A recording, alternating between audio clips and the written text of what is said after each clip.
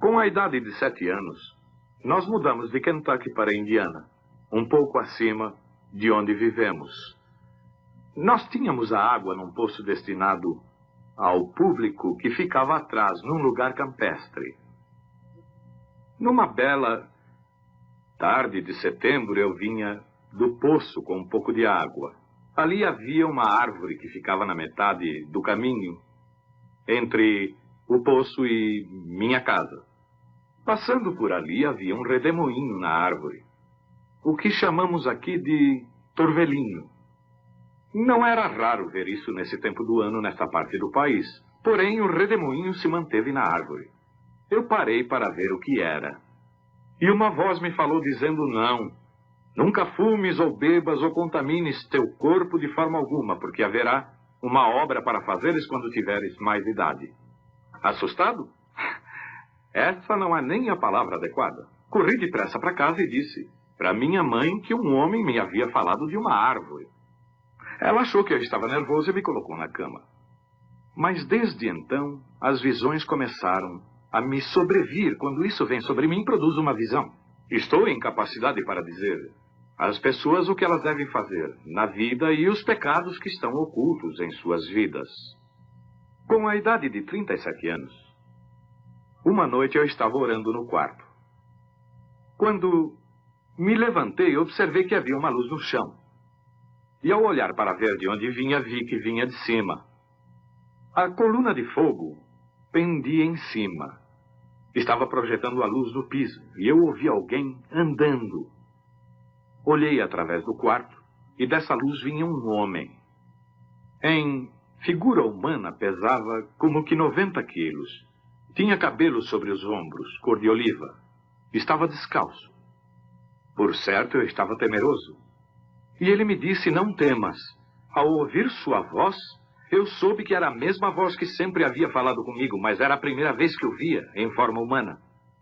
E me disse, eu sou enviado por Deus para dizer-te que deves orar pelas pessoas doentes. Maravilhas e grandes sinais seguirão teu ministério, e tu orarás por reis, monarcas e demais. E eu disse que era um homem pobre e que não tinha educação e não seria capaz de fazer essa obra. Ele disse que como a Moisés foram dados 2 sinais para a confirmação de seu ministério, a mim seriam dados 2 também, um para orar pelos enfermos, milagres, e o outro para conhecer os segredos dos corações. Eu lhe disse que havia estado orando, e as pessoas diziam que esse era o ministério do diabo.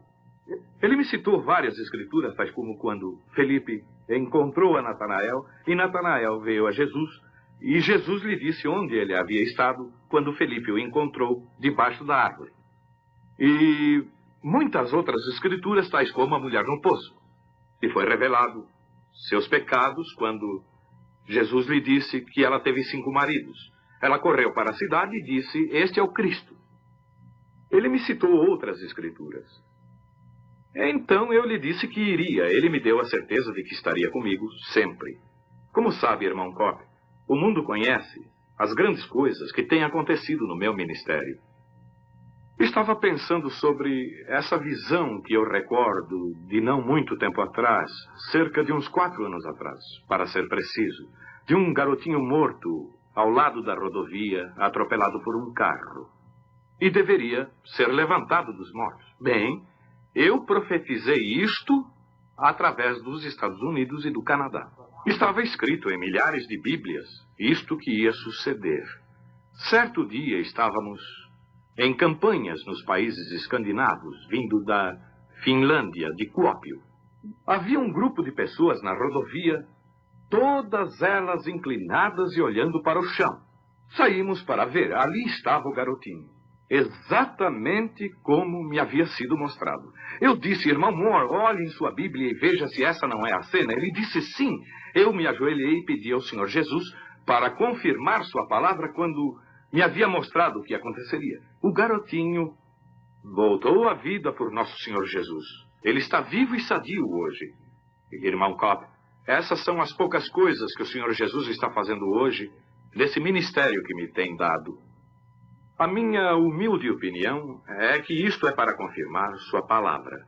As coisas que ele prometeu que sucederia nesse dia, estamos vendo acontecer hoje.